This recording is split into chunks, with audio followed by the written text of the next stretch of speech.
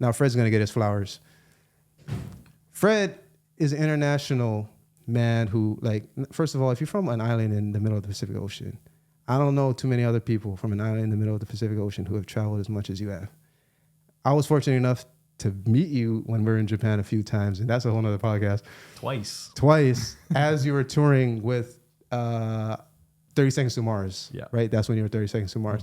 I'll let you go ahead through your whole list of like your clients, because you should, but from what I say, I'm just setting you, I'm gonna tee you up here. Music industry, you left Hawaii. We all kind of have our own origin story, but you left Hawaii and then you were a guitar tech, I want to say at Fender. You were debating, you had a fork in the road moment where you're like, should I make money with a guitar or should I make money supplying the demand for people with guitars? And there was that very pivotal moment that I think now you're like, this is a good thing I chose this path. Because you found worldwide tours on that path. You found you basically pioneered the supply for a demand that was like almost non-existent. I think one time we talked, you said it was like 30, maybe like out of 200 techs, 3 people were doing it. I forgot, you gave me a number.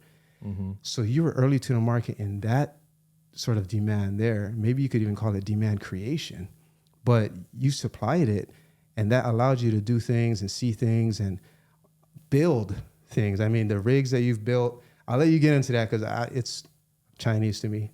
I'm also Chinese. He's also Chinese. It's Fred to me.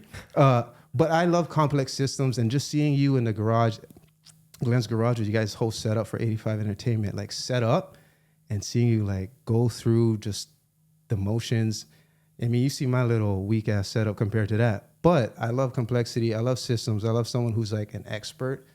I think expert is a word that's overused today, but if you've done it for over a decade, I think you can say that, like you have. Yeah. And go ahead, like you tell us your intro, because I can't do it justice. All right, I'll give a little background. Yeah. So basically, I went to school in Ewa Beach with these guys. I went to the University of Hawaii. I realized that scholastically, I just wasn't kind of cut out for that life, and I was thinking like, how do I continue forward if I'm not going to go to school? So I decided like, hey, I'll go to music school. And then after trying that out, I ended up deciding that I was going to go to build guitars. And so after I went to that school, I was able to get a job working for Fender Guitars, where I worked as a builder for about 3.5 years. And then when I was there, I got offered a job as a guitar technician and traveling on the road.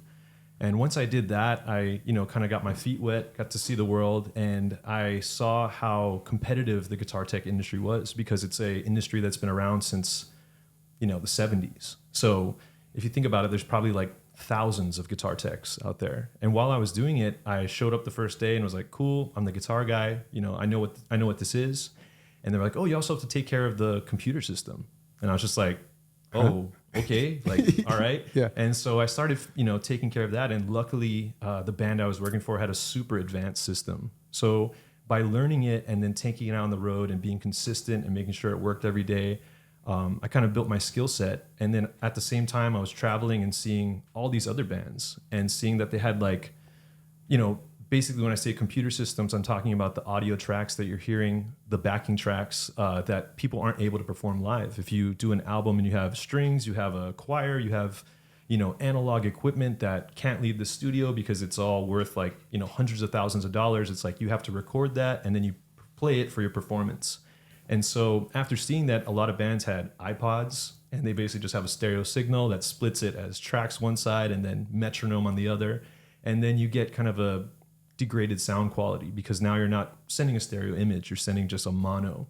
And so what I'm doing is basically allowing bands to have these backing tracks and have multiple outputs, which then allows the front of house or the mixer to have control of all the levels. And then this kind of helps bands sound better, because now it's kind of like if you shot this with one camera, you kind of have that single angle. But as soon as you have multiple cameras, you can choose like how you want to frame this. Now you're speaking my language, bro. You know what I'm saying? Give me that. Give me more.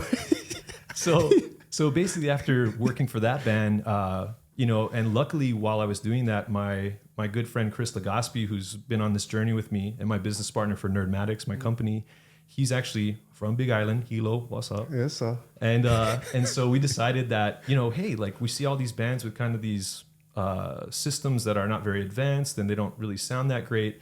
Why don't we just, you know, start our own business? And why don't we just build these for people instead of kind of being like just the audio team for this one band? And we can't really advance because we've built the system and now we're kind of the custodians of it. We are just taking care of it. We're not really building upon it because they're like, it's good, it's solid, like don't touch it. Maintenance, exactly. So we decided to build these systems for other bands, and you know, after doing that, our first gig after that was a band called the Glitch Mob, which, you know, was running like crazy iPad systems, and it's like a really advanced system. And then right after that, I got offered the Linkin Park job. And it's because they saw that we had a super complex system, but it literally took us like 15 minutes to set up. And so people were just like, oh, like this is really crazy. And it didn't take long to set up and it worked perfectly. And we were like, yeah, because we're lazy. We just want to do it real fast and then be done. And so Linkin Park picked us up. We built that. And then from there, you know, since then we've done Drake, Kendrick Lamar, Flume, Odessa, Nick Jonas. We've also worked for Google, done Intel projects. And then more recently, because of our background in technology, we were actually picked up by the NFL, a company called Tempest X, where we built 8K camera ingest systems. And that's all from just, you know, not being afraid to explore technology and understanding that like being stagnant is just, you know, it's just not the way to go. There's a lot of people out there who are just choosing to, you know, build something, get it to work, and then they're like, that's it. I'm just going to kick back. And like, you know, something we can kind of bring back to Glenn is like having a voice and saying like, hey, like, I don't think this is the best that it can be. There's a disruptor factor in any technology company. And I would go so far to say you're a technology company. Oh, yeah. Because things change, problems change, but then you're always there to say, here's a solution. And guess what? It's better than the one you have. It's simpler. It's more convenient. Time is, you know, if it takes 15 minutes, what took you 50, an hour and a half before, it's like, yeah, there's that value exchange right there. So like you're a tech company. Yeah, we're an integrator. Basically. Yeah, we're a tech integration company.